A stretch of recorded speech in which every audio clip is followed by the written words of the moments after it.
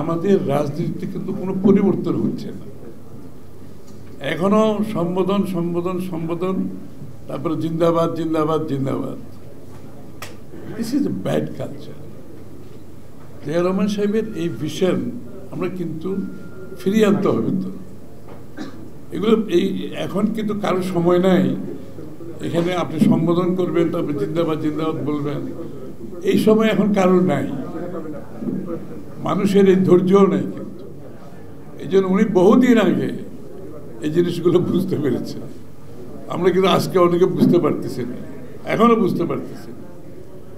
এবং বাংলাদেশের বিশেষ করে আজকে আমি একটা কথা প্রতিনিয়ত বলে যাচ্ছি, এই স্বৈরাচার ফ্যাসিস্টকে বিতরণ করার পরে বাংলাদেশের জনগণের মনোজগতে যে বিশাল পরিবর্তন হয়েছে, প্রত্যাশা কোথায় গিয়ে পৌঁছেছে, আকাঙ্ক্ষা কোথায় গিয়ে পৌঁছেছে, এটা যদি আমরা ধারণ করতে না পারি তাহলে কোনো রাজনীতিবিদেরও কোনো ভবিষ্যৎ নাই, কোনো রাজনৈতিক দলেরও কোনো ভবিষ্যৎ নেই।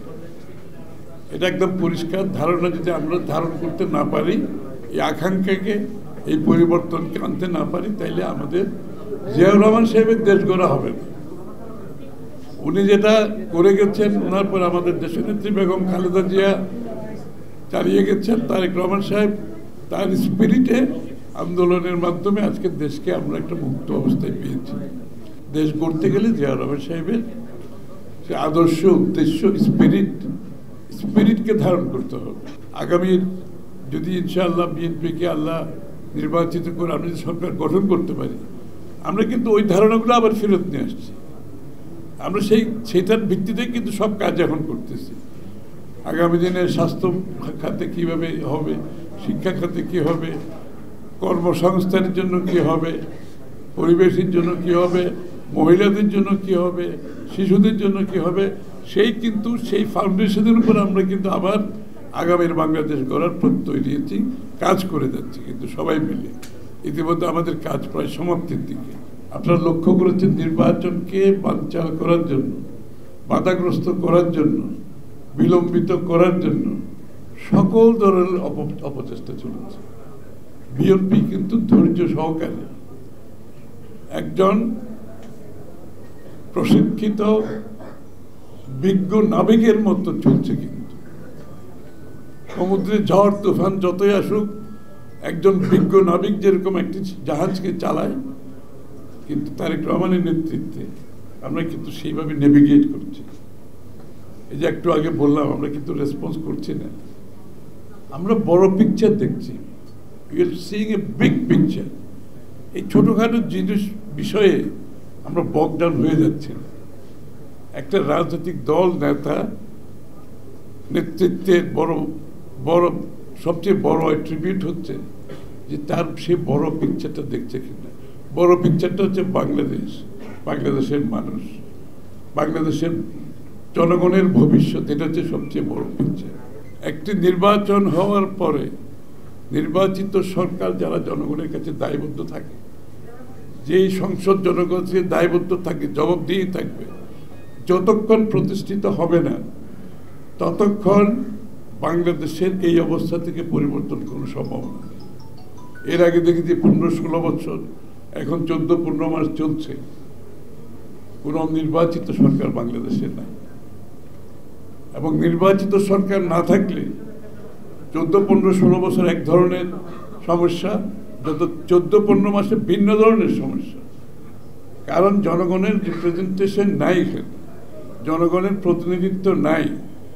সরকার এখানে, জনগণ নিচে, মাঝখানে ব্রিজটা অ্যাবসেন্ট, মাঝখানে যে সেতু সেটা নাই, গণতান্ত্রিকভাবে নির্বাচিত সংসদ সরকার না থাকার কারণে। এবং সেই সেতুর না থাকার কারণে দেশ আজকে কোথায় যাচ্ছে আমার বলার প্রয়োজন নাই।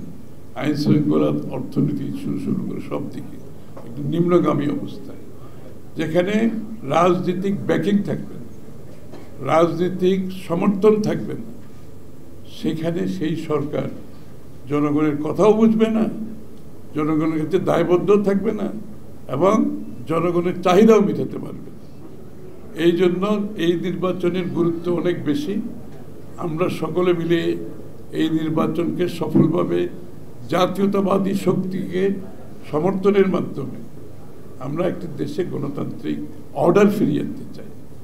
এবং একবার দেশে যদি গণতান্ত্রিক অর্ডার ফিরিয়ে আসে এবং দেশে যদি আমরা রাজনৈতিক সংস্কৃতিতে, যেটা আমি একটু আগে বললাম, পরিবর্তন আনতে পারি, দেশে স্থিতিশীলতা আনতে পারি, দেশে সহনশীলতা আনতে পারি, দেশে পরস্পরের প্রতি সম্মানবোধ আনতে পারি, বাংলাদেশ যেই বাংলাদেশ গড়ার স্বপ্ন জিয়াউর রহমান সাহেব দেখেছেন, যেই বাংলাদেশ আমাদের দেশের নেত্রী বেগম খালেদা জিয়া করেছেন, আর যেই বাংলাদেশের স্বপ্ন দেখছেন তারেক রহমান সাহেব আমাদের সকলকে নিয়ে, সেটা আমরা করতে পারবো ইনশাআল্লাহ। যারা নির্বাচনকালীন সরকারে থাকবে তাদের নিরপেক্ষতা নিয়ে যাতে কোনো প্রশ্ন না ওঠে, এই জন্য অন্তর্বর্তীকালীন সরকারকে আমি অনুরোধ করব, কেয়ারটেকারের সরকারের আদলে এখন থেকে, আজকের থেকে নির্বাচনের দিন পর্যন্ত সরকার পরিচালনা করুন।